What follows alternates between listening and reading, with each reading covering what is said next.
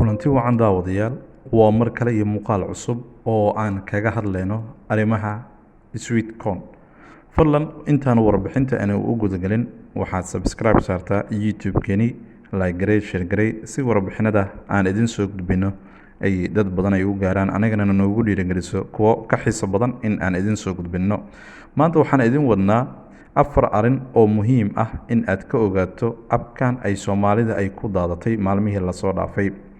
waxaa maalmihii dambe si weyn u xoogaysay hadalhaynta ku saabsan abka sweetcorn kaasoo Soomaali badan ay ka daba dhaceen. baraha bulshada ayaa aad looga dareemayay xiiseynta barnaamijkan oo lacag abaalmarin ah laga helo marka socod la sameeyo. dad badan ayaa sida muuqata raadinayay xog ku saabsan abkan oo aan ahayn mid cusub balse baraha bulshada ee Soomaalida laga daneynayo. muxuu yahay sweetcorn? kal hore ayaan barnaamijyadeeni hore ugu soo faalloonay balse waxaan gaari doonaa ilaa 4 shay ee abkan maanta mowduucan aan uga hadlayno ee muhiimka ah in ay Soomaalidu ay ka ogaato. sweetcorn waa barnaamij app ah oo ku shaqeeya telefoonada gacanta ee casriga ah ee loo yaqaano smartphones. waxaa aad si lacag la'aan ah uga soo degsan kartaa suuqyada digitalka ee Android, Windows iyo iOS. sanadkii 2016 ayaa markii ugu horeysay la aasaasay barnaamijkan, saldhigiisuna waa magaalada London ee dalka Britain. abkan waxa ujeedadiisu ay tahay in uu xisaabiyo inta tallaabo ee aad qaado marka aad socoto ama ordayso. mar waliba tirada socodkaaga ayaad ku wareysaa lacag abaalmarin ah ama coins.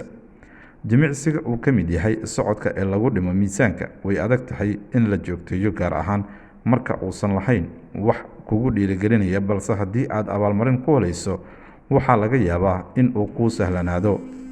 ganacsigan gabi ahaantiisba waxaa looga gol leeyahay in qiimo loo yeelo dhaqdhaqaaqa, ayuu yidhi Olegan Fomenko oo ka mid ah aasaasayaasha sweetcorn mar uu la hadlayay wakaaladda wararka ee Reuters.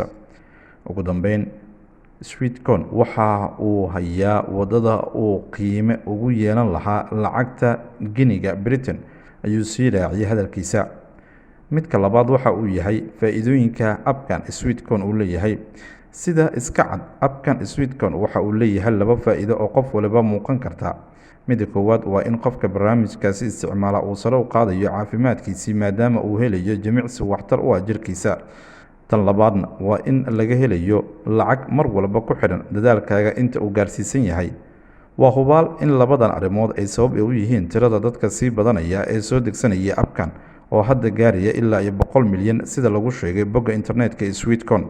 midda saddexaad waxa ay tahay khasaaraha abkan sweetcorn. sweetcorn kama duwana barnaamijyada noociisa ah ee keediya xogta khaaska ee dadka macaamiisha u noqda.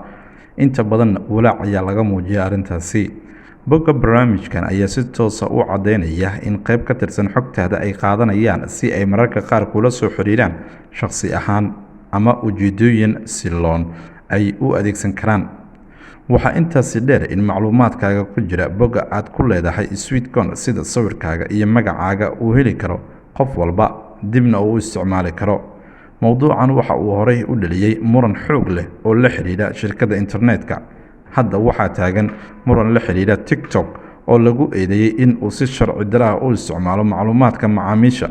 Mareykanka ayaa dhowr isbuuc ka hor laga bilaabay dood lagu doonayo in gabi ahaanba lagu xiro TikTok.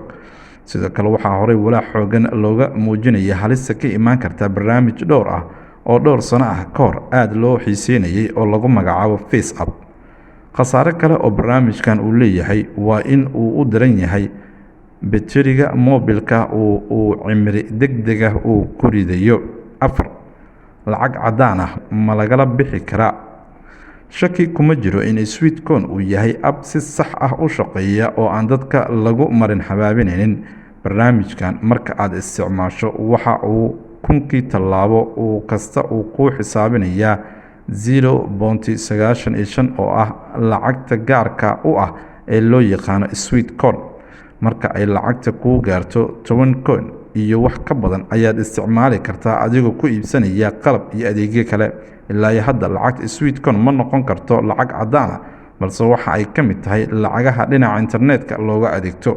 suuqyada online-ka ayaad ka dukaamaysan kartaa adigoo isticmaalaya lacagta sweetcorn-ka ee kugu jirta akoonkaaga. meelaha aad ugu adeegsan karto waxaa ka mid ah Amazon, ama waxaad ku heli kartaa kaararka wax lagu iibsado ee PayPal-ka, laakiin lacagta kugu jirta akoonka Sweetcoin kuma xawili kartid akoonkaaga bangiga.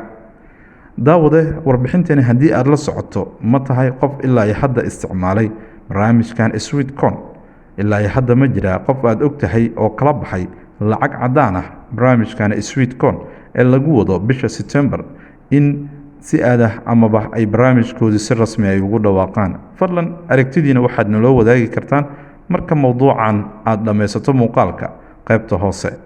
aad ayaad u mahadsantahay haddii aad nagu cusub tahay, hana dhaafin oo subscribe saar YouTube-keeni. mahadsanid.